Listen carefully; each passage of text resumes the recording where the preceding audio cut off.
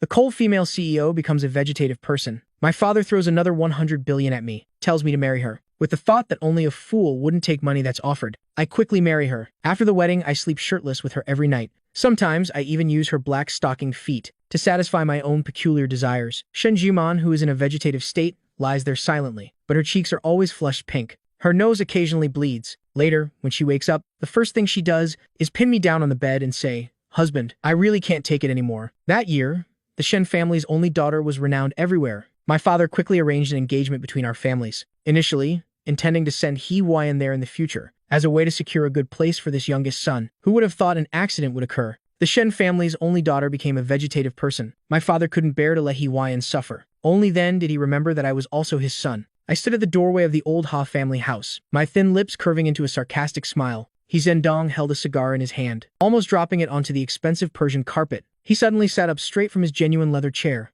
The wrinkles at the corners of his eyes seemed to relax. "Son, you've finally come to your senses. That's really great. I am replacing your precious illegitimate son by marrying into the Shen family. Aren't you going to show any appreciation, father?" Zhendong's face immediately darkened. "What kind of talk is that? What illegitimate son? That's your brother. Only if my mother gave birth to him would he be my brother." I laughed softly, my eyes cold as ice. "He is the result of your affair. I will never acknowledge him in this lifetime." Veins bulged on Zhendong's forehead, but before getting angry, he tried to restrain himself. He took a deep breath. Ash from his cigar fell scattered. "What do you want? 100 billion?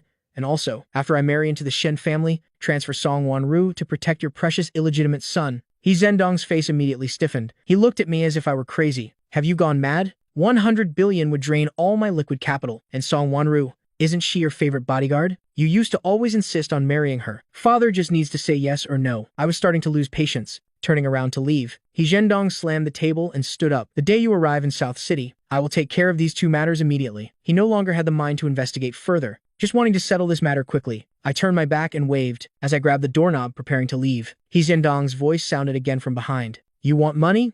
I understand. But weren't you most fond of Song Wanru? Why are you giving her to He Huayan?" My fingers froze. The name He Huayan was like a thorn, stabbing hard into the softest part of my heart. I forcefully pushed the door open, leaving Zhendong with that question behind. I clenched my fist, silently answering his question in my heart. "Because she, just like you, father, only likes He Huayan." Returning to the villa, it was already midnight. I coldly curled my lips, suddenly pushed open Song Wanru's door. The moment Song Wanru looked up, I saw a deep blackness in her eyes. "Young master, do you need something from me? Tomorrow there's an auction. You'll come with me." I coldly gave my instruction, then turned to leave. Song Wanru frowned. "I remember I requested 2 days off. I heard He Huayan will be there too." I continued without turning back. There was a moment of silence behind me. Then her low voice responded, "Understood, young master." My heart felt like it was pricked by a needle. Indeed, just mentioning He Huayan, she was ready to break all rules. Her black vest dress hugged her small waist. The morning light cast a golden rim on her cold face. In the past, at times like this, I always deliberately teased her. But today, I just emotionlessly handed over the car key, not bothering to give her another glance. Song Wanru seemed a bit surprised, glanced at me one more time, but soon after, she shifted her gaze, silently sitting in the passenger seat. The car sped toward the auction hall. The whole way, I just looked out the window, unlike usual, not finding excuses to chat with her. The car was so quiet we could hear each other's breathing. The auction was held at the most luxurious hotel downtown. Crystal chandeliers lit up the hall like daylight. Among the magnificent outfits were powerful figures. As soon as I entered, I saw He Huayan standing in front. He was laughing and talking with several men, looking like an innocent, radiant young man. Song Wanru's eyes immediately changed, though she still stood behind me, fulfilling her bodyguard duty, but I could feel all her attention had been captured by He Huayan. "Brother." He Huayan saw us. He immediately walked quickly over. "What a coincidence. You're also at this auction." I coldly withdrew my hand from his grasp. "Don't touch me."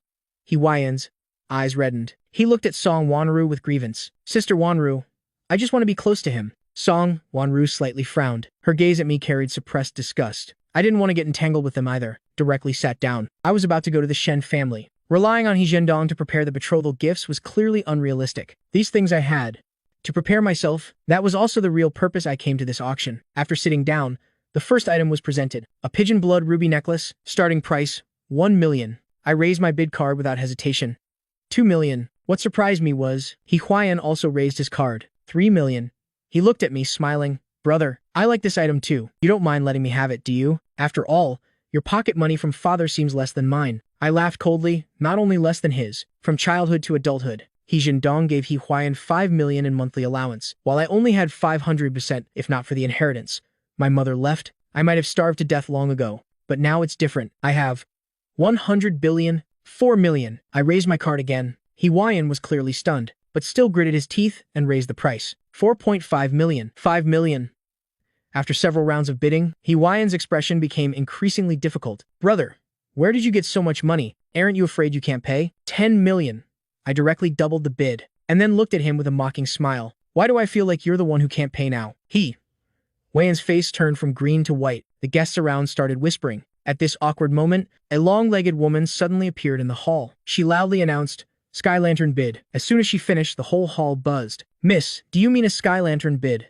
The auctioneer asked in astonishment. The woman explained, "I am Miss Song's assistant." Miss Song instructed that any item the second young master looks at today, all will be purchased with a Sky Lantern bid. The auction hall immediately erupted. Discussions rang out everywhere. He Huayan was initially stunned, then revealed undisguised pride. "Where is Miss Song? Can I thank her in person?" The assistant respectfully replied, "Miss Song is currently unable to appear. At the appropriate time, she will naturally meet you." He Huayan turned to me, his eyes full of triumph. "Brother, are you still bidding?" He immediately pretended to be innocent and added, "I almost forgot. Miss Song has Sky Lantern bid for me. If you continue bidding, I am afraid you'll ruin this family." In these circles, who could be richer than Miss Song? My expression suddenly changed. I whipped around to look at Song Wanru, only to see her looking at He Huayan with adoration, her eyes filled with tenderness. The rest of the auction was like a romantic drama. Whenever He Huayan glanced at any item, the assistant immediately called a Sky Lantern bid. The ruby necklace, the Northern Song Dynasty Ru Kiln tea set, even Monet's water lilies painting with a starting price of 80 million, all fell into He Huayan's hands. I suddenly stood up, unable to help but challenge the assistant. "Doesn't your Miss Song leave anything for others?" The assistant carefully glanced at Song Wanru. She nodded slightly, as if apologizing. "Young master," the assistant coldly replied, "'cause these are all gifts Miss Song is giving to the second young master. She only wishes for the second young master to enjoy this auction. As for other people's feelings, she doesn't care." I laughed sarcastically. My nails dug deep into my palm as I looked at Song Wanru, but her eyes still followed He Huayan, who was elated beyond measure. "Song Wanru, you're really something. Really something." The auction ended. He Huayan was surrounded by rich young men, like a star being celebrated by everyone. I couldn't stand this fake scene. Quickly walked out of the hall. Getting in the car, I immediately told the driver, "Go to Nightshade Club." I needed alcohol to numb myself. Unexpectedly, before the car door closed, He Huayan squeezed in. "Brother, are you going to the club? I've been bored lately. Can I come with you?" I was about to chase him out, but Song Wanru had quietly held the car door. She directly said to the driver, "Drive the whole way." He Huayan excitedly talked about today's auction. I didn't bother to respond, turning my head to look out the window. Through the reflection on the car window, I clearly saw Song Wanru, her eyes looking at He Huayan, full of love and tenderness, while her eyes looking at me were cold and disgusted. The dreamy lights in the club, I threw back my third whiskey. The burning alcohol scorched my throat, but couldn't extinguish the resentment in my heart. On the dance floor, my body swayed. From the corner of my eye, I glimpsed Song Wanru standing beside the VIP seat. She was supposed to be my bodyguard, but now wouldn't leave He Huayan's side for a second. He Huayan said something. When he leaned down, his lips almost touched her ear. The woman who was always cold as ice in front of me, her ear. The woman who was always cold as ice in front of me, her ear slightly reddened. I laughed coldly inside.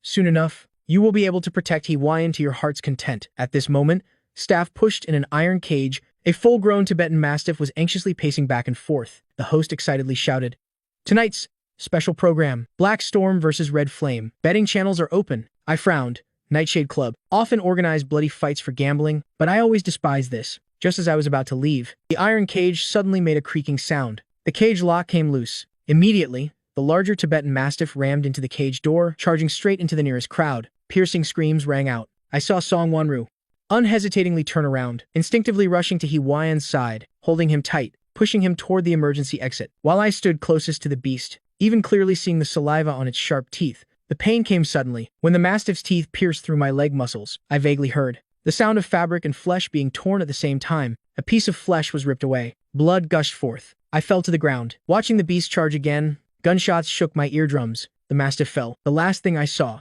was Song Wanru's back holding a gun shielding He Huayan, and the darkening ceiling spinning. When I woke up in excruciating pain, the first thing that caught my eye was the stark white ceiling. My calf felt like it was being burned with hot iron. Each breath brought pain from the wound. I laboriously turned my head. The scene outside the hospital room gave my not fully awake brain another shock. He Huayan pretended to know nothing, looking at Song Wanru saying, Sister Wanru, you are his bodyguard. Why did you protect me? It's all my fault. I shouldn't have come. Song Wanru's delicate hand gently patted his back, her voice unbelievably gentle. Second young master. Don't blame yourself. Even if I had to do it 100 times over, I would still choose to protect you first. Why? Hwaiyan looked up. Song Wanru looked at him, her eyes gentle with emotion. Because I... A crash sounded. The cup shattered on the floor, interrupting Song Wanru's unfinished sentence. Hwaiyan, startled like a squirrel, quickly let go of Song Wanru, rushed to the hospital bed. Tears immediately welled up. Brother, you're awake. How are you feeling? Does it still hurt? It's all my fault. My pale lips formed a cold smile. You're an eyesore here. How could I get better? Hwaiyan's eyes immediately reddened. He bit his lip, finally glanced at Song Wanru, turned and ran out. Song Wanru was about to follow, but held herself back. She turned to look at me, her voice low. Young master, the situation was urgent then. I didn't have time to react. I said nothing, just turned my head away. I didn't want to hear. For 3 straight days, Song Wanru stood outside the hospital room like a dedicated bodyguard, but I didn't speak another word to her. Until discharge day, I dragged my not fully healed leg straight to the study, took out a shiny black leather whip. This was the half family's traditional punishment tool. 1 lash could strip skin and tear flesh. Call Song Wanru in, I said to the butler. When Song Wanru pushed the door open, I was slowly polishing the whip. Song Wanru, you are my bodyguard. You failed in your duty to protect your master. I am punishing you. You have no objections, do you? Song Wanru stood still, her pupils slightly contracted, but soon after, she bit her lip, saying softly, no. At that moment, my heart ached sharply. I gripped the whip tightly, suddenly raised my hand. Stop! A tall figure suddenly rushed forward, standing in front of Song Wanru. It was Hwaiyan. He trembled, saying, Brother, if you want to hit someone, hit me. This has nothing to do with Sister Wanru. Get out of the way, I said coldly. I want. Hwaiyan shook his head frantically. I am the one who got you injured. If you want to punish someone, punish me. Song Wanru reached out to pull him away. Second young master, this has nothing to do with you. But Hwaiyan stubbornly stood in front of her, refusing to move. Seeing this scene, the anger in me exploded. I swung the whip hard. The whip tore through the air, sharp and ear-piercing. I had aimed at Song Wanru, but Hwaiyan rushed forward, taking the full lash for her. Hwaiyan cried out in pain. His body wobbled, then collapsed. Song Wanru quickly caught him, bending down to examine his wound. When she looked up, I faced eyes cold to the extreme. Inside was killing intent, as if the next moment she would rush over and break my neck. I froze, like falling into an ice pit.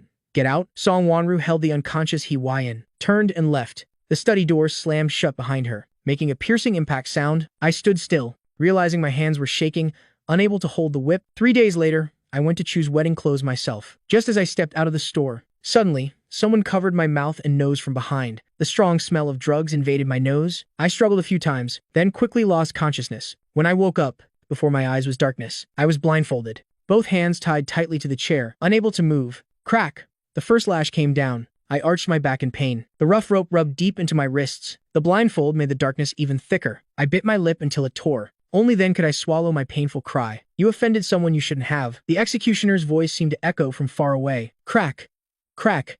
Crack! The whip came down like rain. Each stroke brought with it a sharp whistling sound, beating until my skin tore open, flesh stripped off. I bit my lip hard, not allowing myself to scream. Who would want to treat me like this? The whipping punishment lasted a long time. Until my consciousness became hazy, it finally stopped. Immediately after, the sound of a phone connecting rang out. The executioner respectfully said, Miss, the task you assigned is complete. From the other end came a familiar female voice. Just 1 sentence. Bring him back. But my entire body felt like the blood had frozen. It was Song Wanru. She had someone beat me, just because I accidentally lashed Hwaiyan once. She had people repay me 99 times. Pain and coldness enveloped my entire body. I finally couldn't bear it. Completely passed out. Waking up again, I was lying on a hospital bed, the wounds on my back burning like fire. Outside the door, nurses whispered, That woman is so beautiful. She's so gentle with her boyfriend. Just a small wound, and she's worried as if it's something serious. Then look at the guy in room 304. His whole body covered in injuries. No one comes to visit. I yanked out the IV, leaning against the wall step by step to the hallway. Sure enough, at the VIP room door, I saw Song Wanru. She was holding a cup of water, carefully helping Hwaiyan drink. I slowly leaned against the wall, my eyes moist. I didn't understand why even after deciding to let go, my heart still hurt so much, as if someone was using a blunt knife to slowly cut through my flesh and blood. Don't betray yourself, I told myself, because no one would feel sorry for me. That day in the hospital, I had just returned near the Ha family house. Suddenly saw Song Wanru get into a Rolls Royce. I told the driver to follow from a distance, Finally, the car stopped in front of a high-end tattoo shop. Through the glass, I saw Song Wonru take off her shirt, revealing her snow-white collarbone. The tattoo artist asked something. She pointed to a spot near her heart, said 2 words. Looking at the lip movement, it was clearly Huayan. 2 hours later, Song Wonru walked out holding her bleeding chest, face pale, but still resolutely got into the car. She told the driver, "Go to Moon-Gazing Cliff." I sat in the car, suddenly remembered. Huayan's criteria for choosing a partner must be someone who tattoos my name near their heart. On Moon-Gazing Cliff there is a flower, they must pick it for me. I suddenly laughed.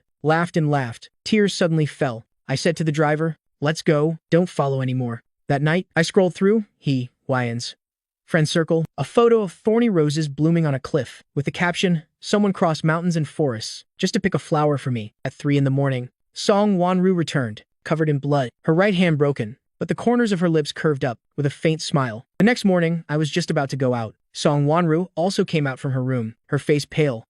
"Young master, I had a car accident last night. Need a few more days off? Can't protect you temporarily." I knew well in my heart. She was clearly injured from climbing the cliff, but I didn't expose this lie, just faintly said, then went straight out. I went to the cemetery, knelt before my mother's tombstone, gently wiped the dust on her photo. "Mother, I am getting married soon. The Shen family girl, the vegetative one. It's good.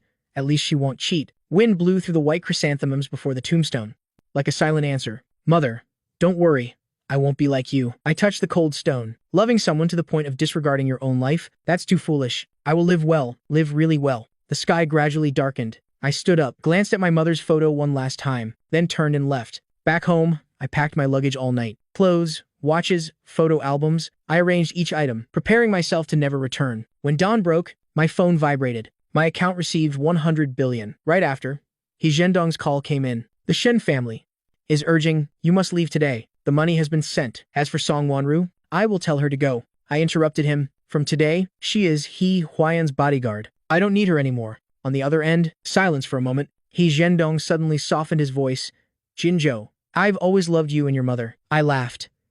"Before I only thought father was morally corrupt. Now I know, you're truly disgusting." I hung up to directly block the number. Outside, the moving company's truck had arrived. I directed the workers carrying the luggage. Song Wonru just then came out from her room, frowned looking at the boxes on the floor. "Young master, are you moving? Changing residence?" I didn't look up. Song Wonru nodded, seeming not to think much of it, even less suspecting that moving in my words meant from North City to South City. I looked at her. "Go buy some candied chestnuts, send them to the Ha house for Huayan." Song Wonru was clearly stunned. "Why? You'll know when you go." I saw her eyes flicker slightly. Those always cold eyes flashed with a hint of wavering, but in the end, the desire to see Huayan overcame the suspicion. Song Wonru seemed to remember something. "Young master, send me your new address after you move. I will move my things over later. A 24-hour close protection bodyguard must live with you, always ensuring your safety. This is the contract we signed." But this time, I didn't answer her. After waiting for a while, seeing I truly had no intention to respond, she thought perhaps I would send it later,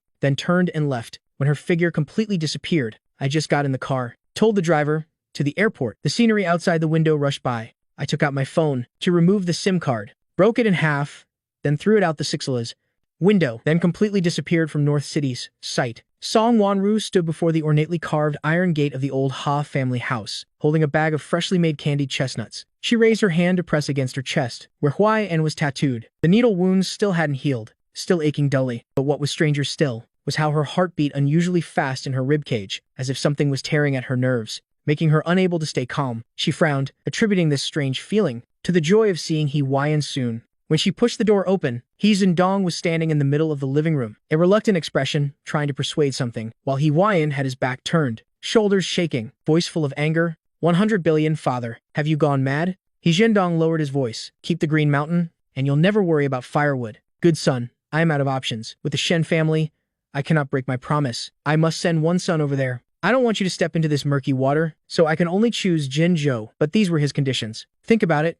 Would you rather marry into the Shen family, or want this 100 billion? Huayan bit his lip. After a long while, finally reluctantly spoke. Of course I won't go there. She's a vegetative person. Wouldn't that be like living as a widower? Besides, now I've caught the eye of the Song family's daughter. Speaking of this, he glimpsed Song Wonru's figure, immediately changed his expression, turning around with a radiant smile. Sister Wonru, you're here. Song Wonru hadn't clearly heard the previous conversation, just gently in response, handing over the bag of candied chestnuts. Eat them while they're still warm. Huayan took them, his fingers deliberately brushing against her palm, smiling gently. Still warm indeed. Song Wanru looked at him, the corners of her lips slightly curved. As long as second young master likes them. She should have been happy, but somehow, the strange feeling in her heart grew heavier, like something was silently getting out of control. She paused, saying, "Delivery done, I am leaving now." Hwaiyan hurriedly grabbed her sleeve. "You don't need to leave anymore." Song Wanru was stunned. "What do you mean?" Hwaiyan pretended innocence. "Didn't he tell you? He has handed you over to me." Song Wanru's mind instantly went blank.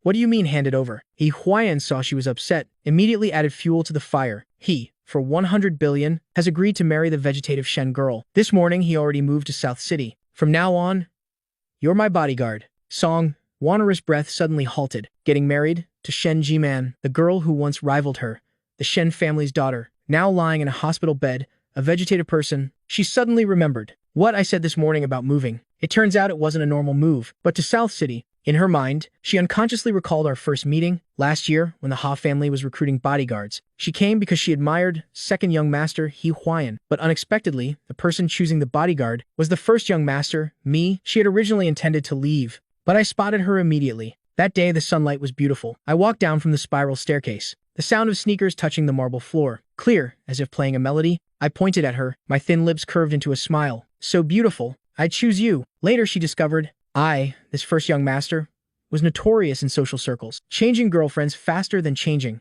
clothes, passionate, flamboyant, like a flame that never extinguished. She stayed due to a moment's impulse, telling herself this way she could be close to Hwaiyan, since we were brothers. Afterwards, I teased her many times, but my teasing was foolishly cute, pretending to slip, deliberately hugging her, wearing a sexy coat at midnight to knock on her door, even at the swimming pool pretending to drown, waiting for her to jump in and save me, only then realizing I actually couldn't swim, almost really drowning myself. Song Wanru's eyes flickered. Someone as proud as me, yet for 100 billion would marry a vegetative person. Her heart suddenly ached, as if pierced by something sharp. Hwaiyan saw her distress, tugged at her sleeve with grievance. "Sister Wanru, don't you want to stay and protect me?" Song Wanru startled awake, suppressing the surging emotions inside, her voice low.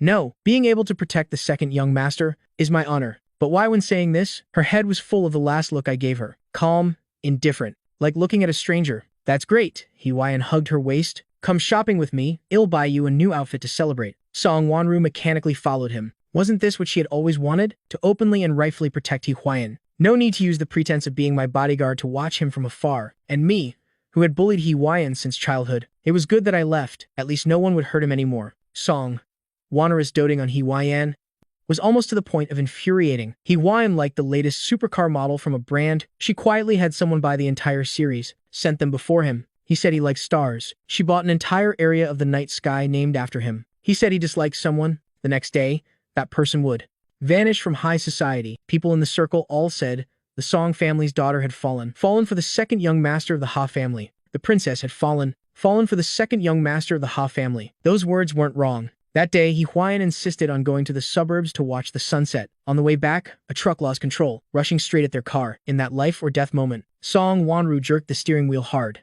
moving the impact point away from the passenger seat, and then her whole body leaned over to shield Hwaiyan. Boom! The car rolled twice. Glass shattered. Airbags deployed. Song Wanru's back slammed hard against the car door. Sharp metal fragments pierced her flesh. Blood immediately soaked through her clothes, but her arms still firmly held the person in her embrace, not letting him be hurt at all. "Sister Wanru." Hwaiyan's face drained of all color, trembling as he touched her blood-covered face. "You're bleeding." Song Wanru wanted to comfort him, but as soon as she opened her mouth, she coughed up blood. Before passing out, she only heard his desperate cries. When she woke up, before her eyes was the stark white ceiling of the hospital. Hwaiyan was slumped by the bed, dozing. Hearing movement, he rushed to hug her. "You scared me to death. Why are you so foolish?" He accidentally pressed on her wound. The pain made Song Wanru moan softly, but she still raised her hand to gently stroke his back. "It's nothing." Hwaiyan held her, moved to tears. The doctor said the steel bar was just 1 centimeter away from piercing her heart. She still said gently, "Don't cry. This is my job. You're too good to me." Hwaiyan raised his tear-filled eyes. "You were clearly his bodyguard, but all these years have silently cared for me. Why do you treat me?" Laughed. Tears suddenly fell. I said to the driver, "Let's go. Don't follow anymore." That night, I scrolled through Hwaiyan's friend circle. A photo of thorny roses blooming on a cliff, with the caption, "Someone crossed mountains and forests just to pick a flower for me." At 3 in the morning, Song Wanru returned, covered in blood, her right hand broken, but the corners of her lips curved up with a faint smile. The next morning, I was just about to go out. Song Wanru also came out from her room, her face pale. Young master, I had a car accident last night. Need a few more days off. Can't protect you temporarily. I knew well in my heart she was clearly injured from climbing the cliff, but I didn't expose this lie. Just faintly said, then went straight out. I went to the cemetery, knelt before my mother's tombstone, gently wiped the dust on her photo. Mother, I am getting married soon, to the Shen family girl, the vegetative one. It's good, at least she won't cheat. Wind blew through the white chrysanthemums before the tombstone, like a silent answer. Mother, don't worry, I won't be like you. I touched the cold stone. Loving someone to the point of disregarding your own life, that's too foolish. I will live well, live really well. The sky gradually darkened. I stood up, glanced at my mother's photo one last time, then turned and left. Back home, I packed my luggage all night. Clothes, watches, photo albums. I arranged each item, preparing myself to never return. When dawn broke, my phone vibrated. My account received 100 billion. Right after, He Zhendong's call came in. The Shen family is urging, you must leave today. The money has been sent. As for Song Wanru, I will tell her to go. I interrupted him. From today, she is He Huayan's bodyguard. I don't need her anymore. On the other end, silence. For a moment, He Zhendong suddenly softened his voice. Jinzhou, I've always loved you and your mother. I laughed. Before I only thought father was morally corrupt. Now I know, you're truly disgusting. I hung up, directly blocked the number. Outside, the moving company's truck had arrived. I directed the workers carrying the luggage. Song Wanru just then came out from her room, frowned looking at the boxes on the floor. Young master, are you moving? Changing residence? I didn't look up. Song Wanru nodded, seeming not to think much of it, even less suspecting that moving in my words meant from North City to South City. I looked at her. Go buy some candied chestnuts, send them to the Ha house for He Huayan. Song Wanru was clearly stunned. Why, you'll know when you go. I saw her eyes flicker slightly. Those always cold eyes flashed with a hint of wavering. But in the end, and the desire to see He Huayan overcame the suspicion. Song Wanru seemed to remember something. Young master, send me your new address after you move. I will move my things over later. A 24-hour close protection bodyguard must live with you, always ensuring your safety. This is the contract we signed. But this time, I didn't answer her. After waiting for a while, seeing I truly had no intention to respond, she thought perhaps I would send it later, then turned and left.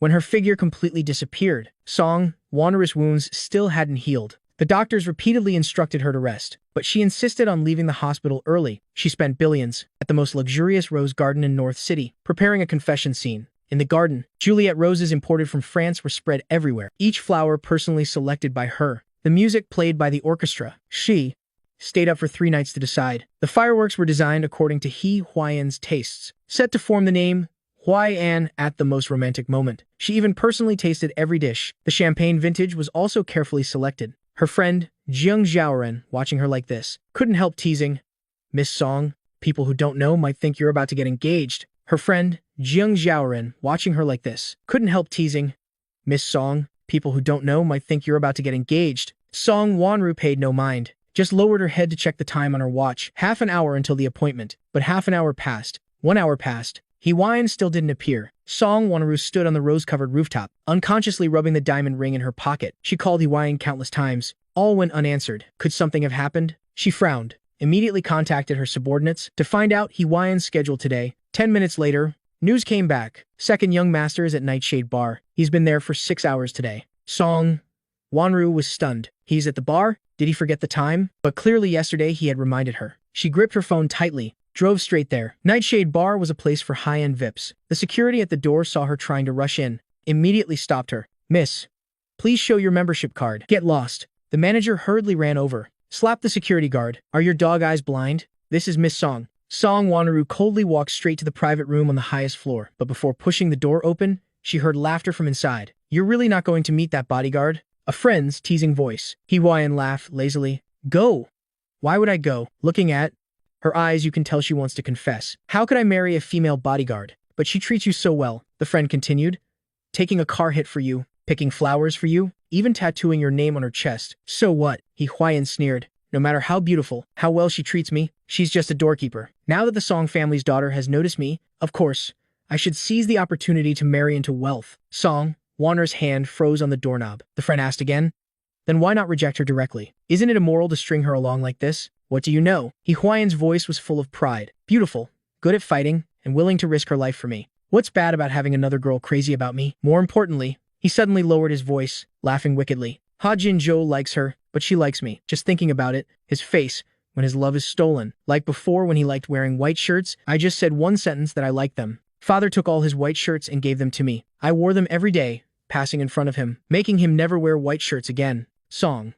Wanru felt like she was struck by lightning. The friend seemed interested. Come to think of it, you've harmed Hajin Jio quite a bit over the years. I heard his mother had a difficult birth. Serve that woman right. He Hwaiyan's voice suddenly turned sharp. Who told her to keep occupying Mrs. Has position and never let go? I deliberately, before she gave birth, put some abortion medicine in her water. Who knew she was so weak? Just one time and it took 2 lives. And the cancellation of Ha Jin-ju's study abroad, was that because you reported him for academic dishonesty? Just a forged accusation letter. He Hwaiyan said lightly. A fool like him. Getting framed by me. At home he flew into a rage, but couldn't do anything. Who told him all the evidence pointed to him. Every word was like a poisoned knife, tearing apart the image of the pure boy who saved the bird's nest in Song Wanru's memory. Completely transformed. The manager trembled, asking, Miss Song, are you coming in? Inside the private room there was a moment of silence. Then He Hwaiyan's cautious voice rang out. Who's outside? Song Wanru closed her eyes, turned to leave. Don't tell him I was ever here. In the black Maybach. Song Wanru kept lighting cigarettes. She recalled He Hwaiyan's words. He looked down on her. A doorkeeper, only wanted to marry into wealth. He put abortion medicine in my mother's water, causing my mother to lose 2 lives at once. He falsely accused me of academic dishonesty, making me lose my chance to study abroad. In the hazy smoke, she remembered my eyes always full of sarcasm. Remembered when I gritted my teeth, calling her a fool. He remembered my trembling hands when bandaging her. Remembered what I said before angrily leaving. Song Wanru, I don't need you anymore.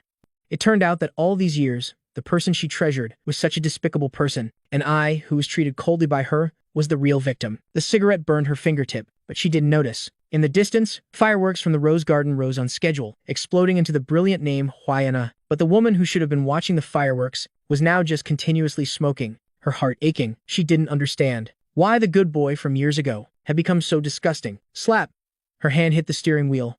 Hard. She finally realized she had been in love with an illusion. That boy who saved the bird's nest had never existed. Or more accurately, it wasn't He Hwaiyan. In her memory suddenly returned to the charity event 3 years ago. The boy in white, the sunlight, the trees. He Hwaiyan's words suddenly appeared clearly in her mind. Back then, she asked the waiter who that boy was. The waiter only replied it was the young master of the Ha family. After that she went abroad for company business. Only later did she have time to search for him, but learned the Ha family had 2 young masters, one wild and unrestrained, a playboy who liked to wear black, one obedient and well-behaved who liked to wear white shirts. She immediately thought, the Ha families.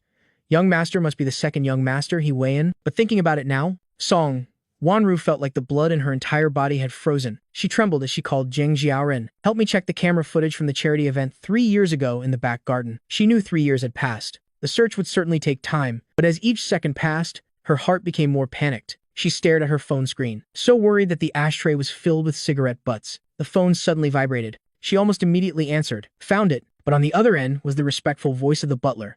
Miss, the old master asks you to return to the old house immediately. Song Wanru frowned. Is grandfather unwell? The old master didn't say, but his tone was very urgent. She hung up, started the car. The Song family's old house was bright with lights. Song Wanru had just stepped into the living room. A pile of photos flew at her, scattered all over her. Song Wanru had just stepped into the living room. A pile of photos flew at her, scattered all over her, falling all over the floor. Look at what you've been chasing all these years. The old master leaned on his cane, his face pale, being the noble daughter of the Song family, yet going to be someone's bodyguard, all for a man like this. Song Wanru bent down to pick up the photos. Her pupils suddenly contracted. In the photos, He Hwaiyan was shirtless, embracing numerous women. There was a wealthy older woman over 50, and a notorious widow. The most eye-catching photo was him on tiptoe, kissing the cheek of a married businesswoman, his eyes full of calculation. You thought he was a noble, self-respecting young master? The old master laughed coldly. The Ha family's fortune doesn't even qualify to cross the threshold in high society. This man,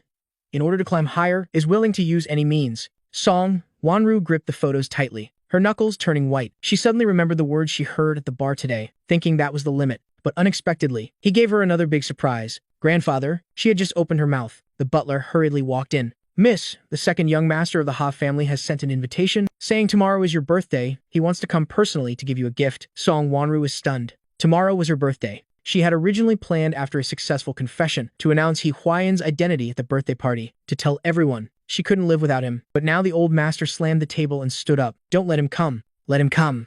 Song Wanru suddenly spoke, her voice cold as ice, and conveniently invite Mr. Ha as well. The butler was about to leave. Song Wanru called him back. Find out how Ha Jin-jo has been living at the Ha house all these years. The old master narrowed his eyes. What are you planning now? There are some things I need to confirm. Song Wanru looked up, her eyes churning with dark waves. Grandfather, give me one more day. I will give you a satisfactory answer. The old master snorted, leaning on his cane as he left, leaving with one sentence. The Song family absolutely will not allow this kind of man to enter. Song Wanru stood in the study, looking at the thick file the butler brought. The brown paper bag was light, but felt as heavy as 1,000 pounds. She took a deep breath, opened the binding. With each page she turned, her heart felt cut by a knife. The first page was my medical record at age 7, speech loss due to stress, lasting 3 months. Beside it was a note from the psychologist. Patient witnessed mother's difficult childbirth and death, suffering severe trauma. The next day, He Zhendong brought his illegitimate son home. Patient showed strong resistance. The paper trembled in her hands. Turning further,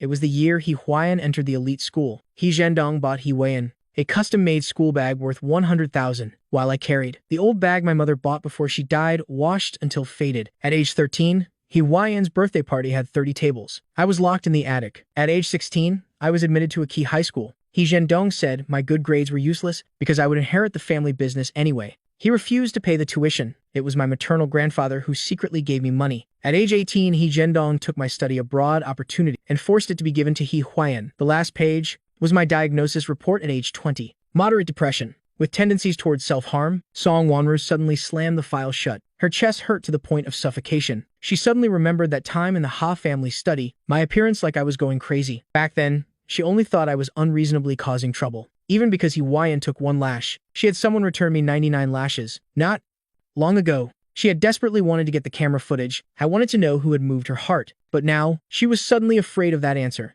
If the person who saved the bird's nest 3 years ago wasn't He Huayan, if it was me, if I was the one who moved her heart from the beginning, then what had she done to me? She dared not think further. The birthday party of the Song family's daughter was astonishingly grand. The entire rose garden was transformed into a medieval castle style. Crystal chandeliers reflecting magnificent light, servers carrying champagne back and forth, the orchestra playing elegant classical pieces. Almost every powerful figure in North City was present, everyone wanting to witness the true appearance of the legendary mysterious Miss Song. Song Wanru stood on the second-floor terrace, her fingers holding a cigarette, her eyes lowered to watch the entrance of the rose garden. When Zhang Xiaoran appeared weathered at the side entrance of the hall, Song Wanru almost rushed down the stairs. You should prepare yourself. Zhang Xiaoran handed over a tablet, hesitating. The camera footage was slightly blurry, but clearly showed 3 years ago. In the corner of the back garden at the charity event, in the screen, a young man in white, standing on tiptoe, carefully putting a falling bird's nest back onto the branch. Sunlight filtered through the leaves, dappling over him. Clean as a prince who had fallen into the mortal world. Song Wanru's breath unconsciously stopped. In the final minute of the video, the young man finally turned around. The sunlight cast a golden rim on him, the lock of hair on his forehead wet with sweat, sticking to his fair cheek. Unlike the uninhibited appearance now, back then he was as clear as a cool stream, his face cold, handsome. Clearly it was me, Ha Jin-jo. The phone dropped heavily to the ground. Song Wanru stared at the screen. Her heart felt gripped by an invisible hand. It turned out from the beginning, she had mistaken the person. At the other entrance to the rose garden, He Huayan and He Zhendong walked side by side. Behind them were their flattering friends. My God, what a magnificent scale, a friend exclaimed in exaggeration, as expected of Miss Song. Of course, another friend flattered. Otherwise, why would she sky lantern bid for Huayan at the auction? Why give such expensive gifts at the birthday party? He Huayan proudly lifted his chin, enjoying the flattery. He Zhendong became even more radiant, surrounded by the business tycoon's praise. The Ha family in North City was at most nouveau riche. When had they ever received such treatment? He was so smug, his words hinting. You all guessed right. Recently, Miss Song has indeed been very fond of Huayan. Perhaps today some good news will be announced. Miss Song is coming. The butler's voice echoed throughout the hall. All eyes turned toward the spiral staircase. Song Wanru, in a dark purple evening gown with a low neckline, descended, the exquisite fabric hugging her small waist, diamonds adorning her neckline, flashing cold light under the lamps, her eyebrows sharp as knives, her jawline tense, her whole body exuding the oppressive aura of a superior. Each step, like treading on everyone's heart. He Huayan's eyes widened. He cried out in disbelief. Sister Wanru, it's you? The friends only now reacted. Song Wanru, the Song family's daughter. So, Huayan, your bodyguard is actually Miss Song? The shock on He Huayan's face gradually turned to ecstasy. So that's it. So the person who was always by his side, protecting him, was the Song family's daughter. No wonder she sky lantern bid for him at the auction. No wonder she gave such expensive gifts. He trembled with excitement, as if he could already see the future, himself becoming the heir to the Song family. He Zhendong became even more excited, hurriedly pulling his son forward. Miss So it was you. You came to the Ha house as a bodyguard for the experience? Why didn't you say something earlier? It's all my fault for neglecting you these years. Please don't hold it against me. Song. Wanru coldly glanced at them, raised her hand signaling the orchestra to stop. Thank you all for coming. Her voice wasn't loud, but made the entire hall fall silent. Today, I am using my birthday party to announce something. Hwaiyan's heart pounded. His cheeks flushed. He knew the moment he'd been waiting for had arrived. Everyone knows, lately I've been especially favoring the second young master of the Ha family. Song. Wanru paused, the corner of her lips curving into a sarcastic smile, and the reason I did this was to choose a husband for my second aunt. The entire hall buzzed with whispers. Hwaiyan's smile froze on his face, his voice trembling. What? Second aunt? Sister Wanru, what are you talking about? An old lady with white hair, leaning on a cane, was escorted out by the butler, smiling with squinted eyes at Hwaiyan. So this is my future husband. Not bad, not bad. This is my grandfather's cousin, widowed for many years, always wanting to remarry. Song. Wanru casually introduced. Hwaiyan staggered backward. Impossible, Sister Wanru. This joke isn't funny at all. Sister Wanru. You're joking, right? She's old enough to be my grandmother. Who gave you permission to call the miss by name? A bodyguard slapped him. Half of Hwaiyan's face immediately swelled up. Zhendong finally reacted, hurriedly stepped forward. Miss Song, is there some misunderstanding? You clearly treated Hwaiyan. Song Wanru interrupted him, her voice cold as ice. My second aunt really likes your son. As long as you agree to this marriage, Song Corporation is willing to cooperate long-term with Ha Corporation. Zhendong's expression immediately changed. Long-term cooperation. That was the Song family, enough to elevate HA Corporation into the ranks of top families. Hwaiyan grabbed his father's hand in panic. Father, you won't agree, right? I am barely over 20. Zhendong hesitated for a moment, suddenly shook off his son's hand. Being able to marry into the Song family is your blessing. He fawningly looked at Song Wanru. Miss Song, rest assured, we will register the marriage today and consummate tonight. Hwaiyan looked at Zhendong in disbelief, his mind blank. It shouldn't be like this. It shouldn't be like this. He rushed to Song Wanru, begging, Sister Wanru, you're joking with me, right? Why don't you like me the most? You clearly, for me, didn't even care about your own life. Song. Wanru stepped back, disgustedly avoiding his hand. Like you? She laughed coldly. The person I like is the kind-hearted boy from the charity event 3 years ago, not you. Hwaiyan. Hwaiyan felt like he was struck by lightning. What do you mean? I mean I mistook the person. Thought I liked you, but actually it was your brother, Ha Jinzhou. Song. Wanru didn't look at him anymore, turned to the bodyguards. What are you standing there for? Take him away immediately. Second aunt is waiting for the wedding night. No. I don't want to. Hwaiyan screamed hysterically, but Song Wanru didn't even spare him a glance, signaling the bodyguards to drag him away. Song Wanru didn't even spare him a glance, signaling the bodyguards to drag him away. The party continued. Amid the clinking of glasses, Zhendong tried several times to approach for conversation, but was always coldly avoided by Song Wanru until the party ended. Zhendong finally seized an opportunity, blocking Song Wanru as she was about to leave. Miss Song, about the cooperation. We can discuss it in detail. Song Wanru pointed to the parking lot. Mr. Ha, stand 10 meters away from that black Maybach and wait for me. Zhendong, without any suspicion, excitedly ran over, stood in position. The engine roared across the parking lot. Song Wanru stepped hard on the gas. The Maybach shot like an arrow toward Zhendong. Boom! Zhendong was thrown several meters, falling hard onto the cement floor. Blood immediately stained the ground. Song Wanru lowered the car window, calmly said to the bodyguards rushing over, treat him until he dies. The black supercar raced on the mountain road, speed reaching 200 miles per hour. Song Wanru's hand gripping the steering wheel showed blue veins. Only after driving for an hour did she gradually calm down, whispering, Jinzhou, I've finally avenged you. She called her assistant, arrange a private jet, immediately to South City. The assistant stammered, Miss Song, I am afraid it's too late. What do you mean? Today is the wedding day of the first young master and Miss Shen. Song Wanru slammed on the brakes. Wedding? What wedding? Isn't Shen Juman a vegetative person? This is what I was going to report to you. Miss Shen, on the first day the young master arrived in South City, suddenly woke up at the Hilton Hotel in South City. I sat in the waiting room, looking at myself in the mirror, resplendent in formal attire, still feeling like I was dreaming. I originally thought I would marry a vegetative person, live lonely for the rest of my life, but fate played a trick on me. On the first day I arrived at the Shen family, Shen Juman woke up. At that time, I was just standing by the bed, looking down at the woman who had slept for years. Her features were exquisite, sharp, her eyelashes casting faint shadows on her pale cheeks, quiet as a painting. I sighed, thinking that if she wasn't sleeping here, she must be an extremely beautiful woman. But the next moment, Shen Jimin's finger slightly moved. I backed away in shock, watching her slowly open her eyes, those dark pupils looking straight at me. In the moment our eyes met, I was so panicked my voice trembled. Doctor, she's awake. Everything that followed seemed fast-forwarded. The whole Shen family was so happy they cried. Doctors rushed in to examine, while I stood foolishly in the corner of the room, watching the woman who should have slept forever gradually regain consciousness. The Shen household was in chaos. Doctors, servants, elders of the Shen family poured in, confirming Shen Jiman had truly woken up. Mrs. Shen knelt down on the spot, holding my hand, tears flowing. Jinju, you are the lucky star of the Shen family. Later, Shen Jiman said she wanted to see me. I walked into the hospital room, thinking she would talk about canceling the wedding. After all, the Ha family had always been inferior to the Shen family. At first, I didn't understand why the Shen family agreed to this marriage. Now that she was awake, this wedding seemed even less necessary. But before I could speak, I heard her say, "Mr. Ha, do you know why the Shen family agreed to this marriage?" I shook my head.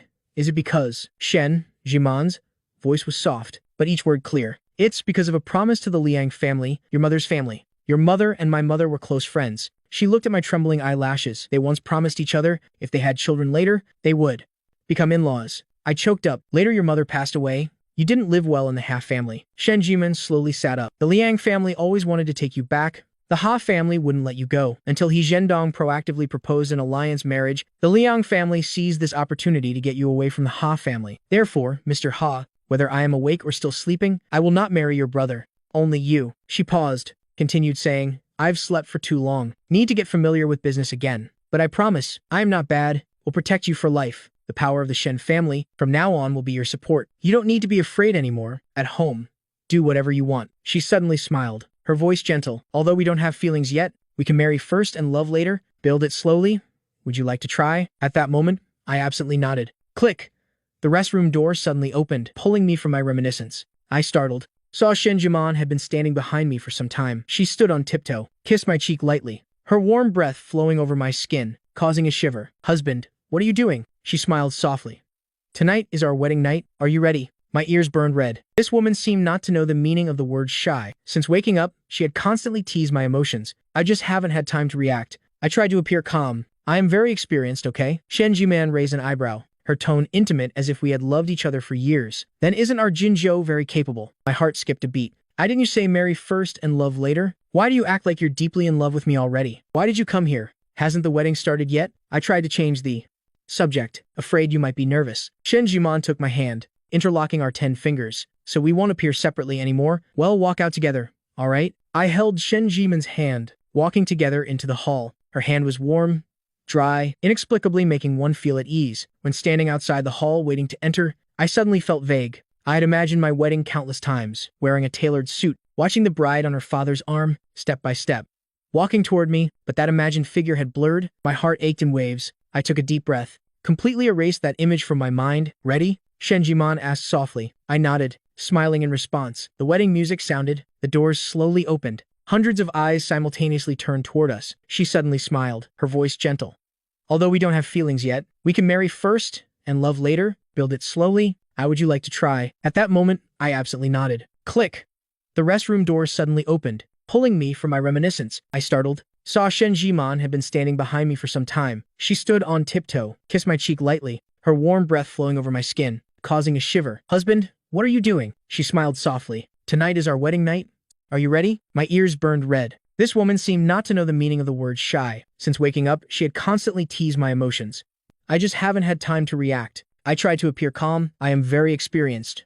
Okay? Shen Jiman raised an eyebrow, her tone intimate as if we had loved each other for years. Then isn't our Jinzhou very capable? My heart skipped a beat. Didn't you say marry first and love later? Why do you act like you're deeply in love with me already? Why did you come here? Hasn't the wedding started yet? I tried to change the subject, afraid you might be nervous. Shen Jiman took my hand, interlocking our 10 fingers. So we won't appear separately anymore? Well, walk out together, all right? I held Shen Jiman's hand, walking together into the hall. Her hand was warm, dry, inexplicably making one feel at ease. When standing outside the hall waiting to enter, I suddenly felt vague. I had imagined my wedding countless times, wearing a tailored suit, watching the bride on her father's arm, step by step walking toward me. But that imagined figure had blurred. My heart ached in waves. I took a deep breath, completely erased that image from my mind. Is ready? Shen Jiman asked softly. I nodded, smiling in response. The wedding music sounded. The doors slowly opened. Hundreds of eyes simultaneously turned toward us. I unconsciously tightened my grip on Shen Jiman's hand. Don't be afraid,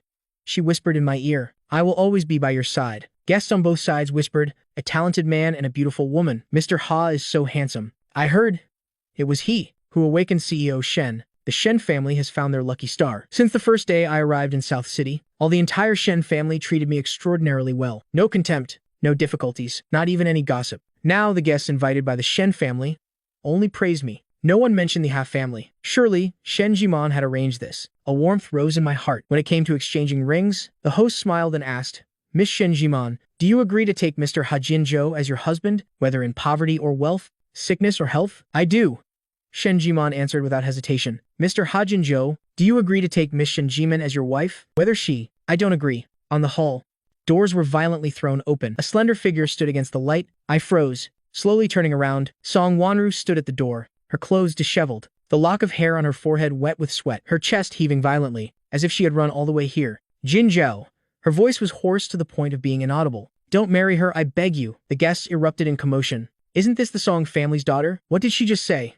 Don't marry? Is this a wedding hijacking? My God, Miss Shen just woke up, and now the wedding has this issue. The whispers surged like waves. I clenched my palm, almost thinking I was dreaming. Why was Song Wanru here? I watched her walk step by step toward me, her eyes bloodshot, as if she hadn't rested for a long time. Jin Zhou, she repeated once more, her voice hoarse. Don't marry her. My fingers trembled slightly. I forced myself to stay calm. Song Wanru, why are you here? Aren't you afraid your precious He Huayan will be jealous? Song Wanru's breath caught. Her eyes swirled with deep pain. I mistook the person. Her voice was deep and hoarse, as if suppressing countless emotions. Jin Zhou, 3 years ago, the person I liked was you? Not He Huayan. All these years I was blind in my heart, loved the wrong person. She paused, hurriedly added, do you remember 3 years ago at the charity event, you climbed a tree to save a bird's nest? That day I fell in love with you at first sight, but mistook you for He Huayan. My pupils contracted, but mistook you for He Huayan. My pupils contracted. I certainly remembered clearly. That day I wore a white shirt, climbed the tree,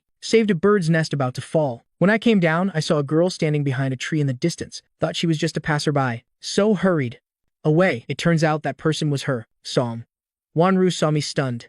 Thinking I didn't believe her, she hurriedly continued. I've investigated everything. I know He Huayan has been deceiving me all these years. The person living miserably in the house was you, not him. He put medicine in your mother's water, causing your mother to lose 2 lives at once. He also bullied you since childhood, forged accusation letters, making you lose your study abroad opportunity. I am sorry. I didn't investigate properly. I caused you to suffer wrongfully. Every word she said made my heart ache once more. The injustices and pain from the past were gently exposed by her, as if a simple mistaken person didn't investigate properly, could erase all my years of wounds. I suddenly laughed, my eyes cold again. So what? A simple mistaken person didn't investigate properly. You can erase all the injustices I suffered for years? Song Wanru's eyes flickered, her voice low like a plea. Jin Zhou, I am sorry. I'll use my whole life to make it up to you. I smiled sarcastically. Song Wanru, do you remember for He Huayan, how you treated me? She froze, my words like knives stabbing into her heart. At the auction, you sky lantern bid for him, making me unable to get anything. On moon-gazing cliff, you picked flowers for him, not even caring about your own life. You tattooed his name on your chest, only cared about protecting him, letting me be mauled by the mastiff. And for him you took revenge on me, making me suffer 99 lashes. With each sentence I spoke, Song Wanru's face turned one shade whiter. By the end, she could barely stand, but still clenched her fist, her nails digging deep into her palm. I am sorry. Her voice was hoarse, her eyes red. Jin Zhou, please give me a chance. She spoke quickly, as if afraid of being interrupted. I've avenged all those who bullied you. He Huayan and your father, I've dealt with them all. He Huayan married my second aunt, who's 60 years old. Your father was hit by my car and his leg broken. I showed surprise. Before I could speak, Shen Jimon coldly stepped in front of me. Enough, Miss Song. Shen Jimon coldly stepped in front of me. Enough, Miss Song. Have some self-respect. The pain in Song Wanru's eyes immediately turned to killing intent, but she forced herself to stay calm. Looking at Shen Jimen, Miss Shen has just awakened. How much feeling can you have for Jin Zhou? Why put on such an act? If you're willing to let go, the profits from all Song Corporation projects, I'll concede 30%. The entire hall buzzed. The joint projects between Song and Shen corporations, just one would mean hundreds of billions in profit. Yet Song Wanru was willing to concede 30%. My heart was shocked, knowing Shen Jiman was essentially a businesswoman. No one could refuse such a deal. But the next moment, Shen Jiman laughed coldly. Not needed. At the same time, the Shen family members all stood up. Mrs. Shen walked to my side, holding my hand. Jin Zhou is the son-in-law of the Shen family, not a commodity. My eyes stung, a warmth rising in my heart. Song Wanru looked at them in disbelief. Finally, she could only look at me, her voice almost begging. Jin Zhou, please come with me, will you? I will use my whole life to make it up to you. I closed my eyes. When I opened them, my eyes held only determination. No, I turned to the host. Continue the wedding. The pain in Song Wanru's eyes immediately turned to madness. Who dares? Her assistant hurriedly stepped forward, whispered. CEO Song, everything is arranged outside. My heart jolted, staring at Song Wanru. You, what are you planning to do? Song Wanru's eyes were bloodshot, her voice low and cruel. I've had bombs placed all around outside. If you don't agree to come with me, everyone here will die together. The entire hall immediately fell silent. I felt ice cold. You're crazy. Yes, I'm crazy. She stared at me, each word like a nail being hammered. If you marry someone else, I can be even crazier. Song Wanru. My voice trembled. What exactly do you want? Come with me. She stared at me. Give me a chance. I don't want to. Then, well, I'll die. I was nearly driven to madness, my fingers digging into my palm. At this moment, Shen Jiman took my hand, her voice calm and firm. Then, well, I'll die. Shen Jiman took my hand, her voice calm and firm. Then, well, I'll die. The Shen family will stand with you no matter what. The Shen family members said in unison, stand together. But the guests were panicked, kneeling down one after another begging, Mr. Ha, please agree to go with her. This is your private matter. Don't involve us. That's right, Mr. Ha. We just came to attend a wedding. We're innocent. I bit my lip hard, finally took a deep breath. Fine. I looked at Song Wanru, my voice ice cold. I'll give you 1 week. From now on, you can't go crazy anymore. Song Wanru's eyes lit up with frenzied joy. Agreed. Shen Jiman tightened her grip on my hand. I looked at her, softly saying, trust me, it'll only go for a week, okay? Shen Jiman was silent for a long time, finally respecting me. Let go of my hand. Mrs. Shen handed me a small bag, whispering, Jinzhou, there's something important inside. Look at it when you have time. I nodded, following Song Wanru. Song Wanru eagerly wanted to take me to her private jet. I coldly said, if you dare, take me away from South City. I'll die right here. Go ahead and detonate everything. Song Wanru had to compromise. All right, we won't leave. If you like South City, well, stay here. She made a call, ordered someone to prepare the most expensive villa in South City. When I entered the villa, my whole body froze in place. The villa's decoration was identical to our home before my mother passed away. Song Wanru embraced me from behind, softly asking, do you like it? I laughed coldly. I remember. If you used to do this to please He Huayan, didn't you? Sky Lantern bidding for him, tattooing his name, even because he took 1 lash. You had someone give me 99 lashes. Song Wanru's heart ached sharply. She held me tighter. Jinzhou, I will make it up to you. I didn't want to believe her words. Those hurts had been carved deep into my bones and blood. How could they be made up for? I turned and went into the room, slamming the door shut. Only when Song Wanru knocked, calling me for dinner. Did I come out? Opening the door, I was stunned. Song Wanru was wearing an apron. On the dining table were several dishes. The colors and aromas were appetizing, all dishes I liked. How you made these? I raised an eyebrow asking. She said softly, didn't want others to disturb us. I laughed coldly. You learned to cook for He Huayan, right? Song Wanru's fingers froze. Pain flashed across her eyes. Jinzhou, can we not mention him anymore? I want to keep mentioning him. At the dining table, I taunted her with every sentence. He Huayan likes sweets, right? Did you often cook for him before? When you climbed the cliff to pick flowers for him, did you ever think you might lose your life? When he saw his name tattooed on your chest, was he moved to tears? Each sentence was like a knife-stabbing song. Wanru's heart, from the initial pain, she gradually fell silent, finally just numbly listening. With no strength to argue back, I felt satisfied. After finishing dinner, I stood up about to return to my room. Song Wanru suddenly called me back. Jinzhou. She held out a whip. I was stunned. What do you mean? Whip me.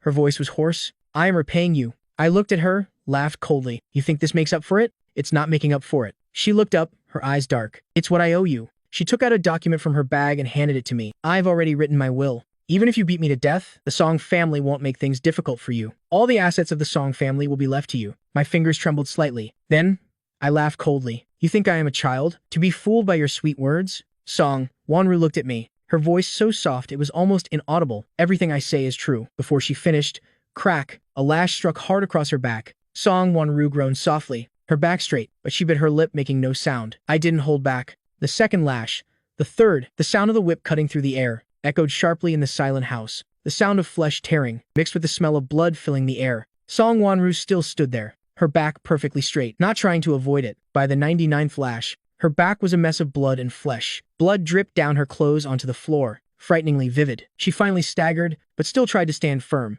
reaching out to hold my hand. I coldly looked at her. What? Regret it now? So you want to hit back? Song Wanru shook her head, her fingers gently rubbing my wrist. Does it hurt? I was stunned, then yanked my hand away, mocking. Song Wanru, are you this cheap? She curved the corner of her mouth, face pale, smiling faintly. As long as you're happy, it'll be however you want. Her gentleness was unbearable to me. I turned to leave, but was called back by her again. One more thing. She handed me a knife. I frowned. What now? Song Wonru violently pulled at her blood-soaked shirt, revealing the glaring tattoo on her chest. Cut it out. Her voice was hoarse. I laughed coldly. What? Don't want to keep his name anymore? As soon as I finished, Song Wonru suddenly grabbed my hand, forcefully pushing the knife into her chest. Slash. Blood immediately poured out. My pupils contracted, instinctively wanting to withdraw my hand, but she held it firmly. Don't move. Her face twisted in pain, but she still insisted on holding my hand, gradually cutting away that piece of skin. Blood flowed down her chest, soaking her pants, also staining my hand. My fingers trembled. My breath almost stopped, but Song Wonru seemed not to feel the pain. After completely cutting it out, she held my hand again, carving a new name on her chest, stroke by stroke. Jinzhou. The final knife stroke fell. She could no longer stand steadily, but still tried to look at me, the corner of her lips curving into a smile. Jinzhou, I love you. After saying this, she fell completely, heavily collapsing to the floor, blood spreading beneath her, like a red spider lily in full bloom. I stood frozen in place. The knife in my hand fell with a clang to the ground, suddenly feeling the cruelest revenge in the world wasn't anything but her willingness to dig out her heart and scrape her bones for me. Yet I dared not believe anymore. Song Wonru dreamed a dream. In the dream, in the back garden of the charity event, sunlight pouring down. She didn't go to answer her phone, but stood under the tree, watching the young man in white, carefully putting the bird's nest back on the branch. The young man jumped down, dusting off his clothes, looking up, immediately meeting her eyes. She stepped forward, her voice gentle. Hello, I am Song Wonru. I'd like to get to know you. The young man blinked, proudly lifting his chin. Why? Because I am handsome? She smiled softly. The young man snorted, but his ears quietly turned red. Since you like me so much, I'll reluctantly give you a chance to get to know this young master. She held back her laughter, finding him strangely adorable.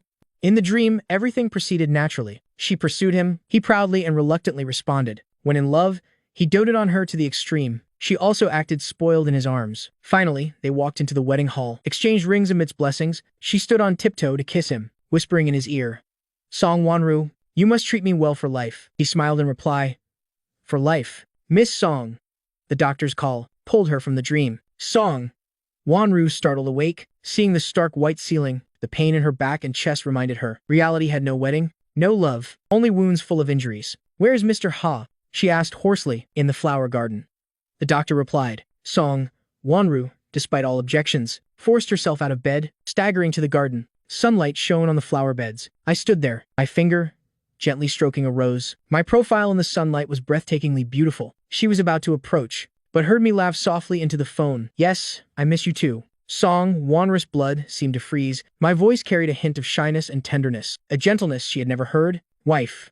I called softly. Those two words were like a knife, stabbing straight into Song Wonru's heart. She rushed forward, grabbing my wrist tightly. What are you doing? I startled, but quickly regained composure, raising an eyebrow at her. Calling my wife? So what?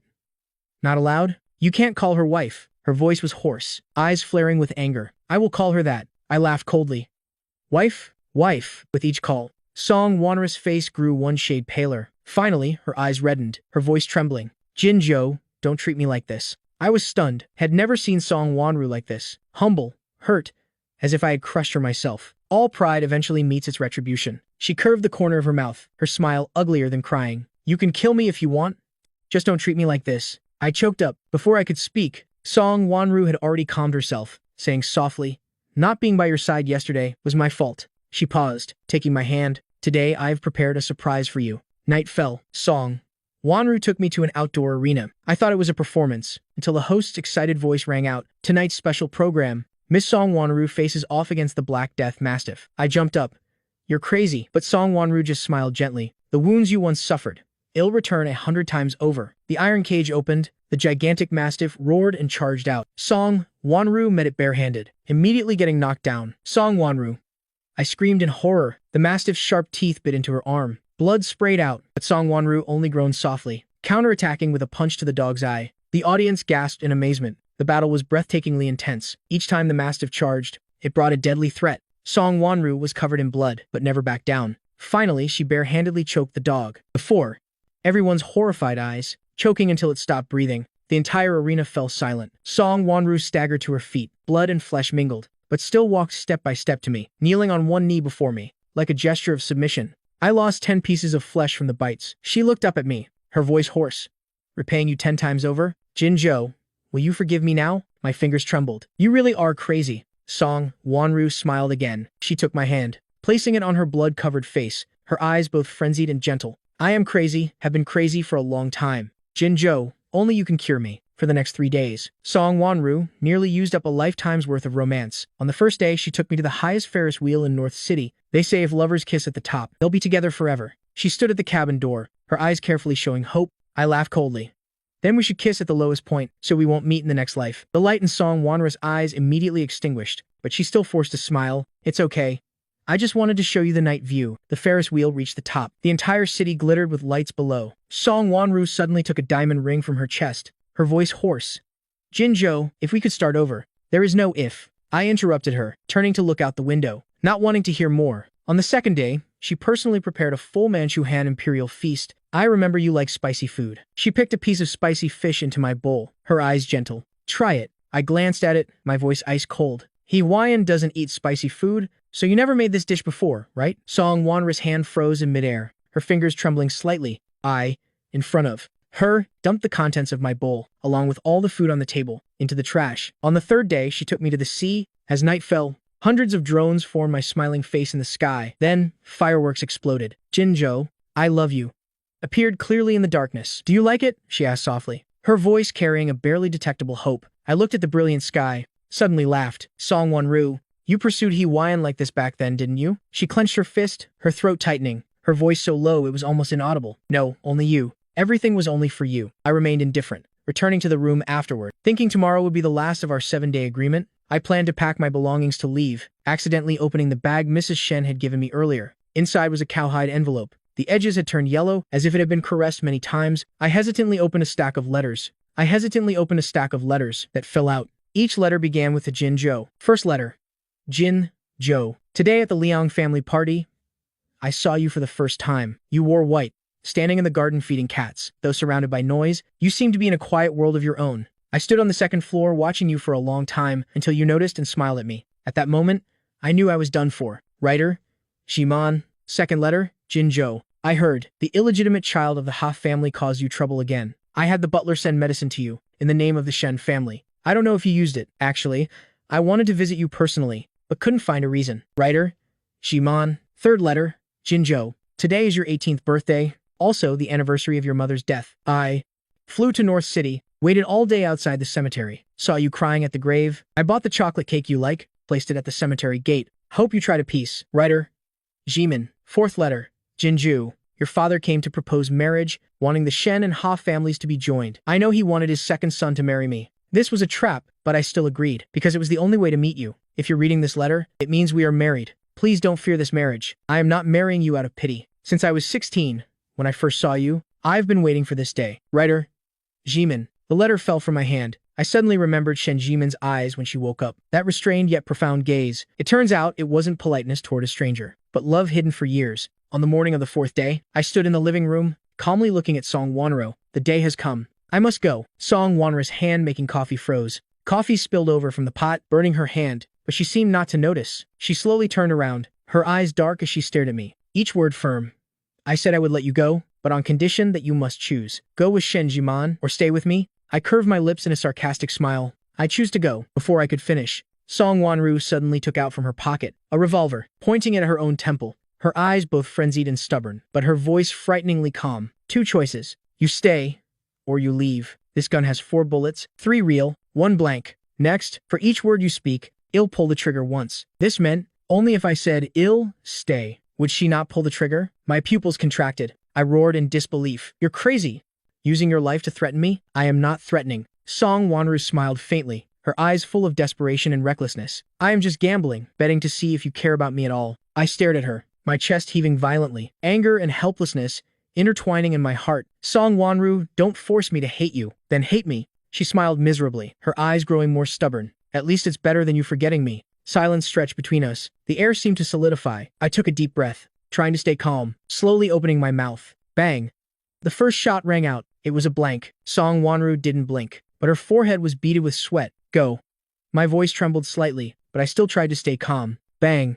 The second shot rang out. Still a blank. Song Wanru's hand shook slightly. but she still held steady. Her eyes locked onto me, forcing out a smile. Out. My fingers wouldn't stop trembling, my voice cold as ice. Bang.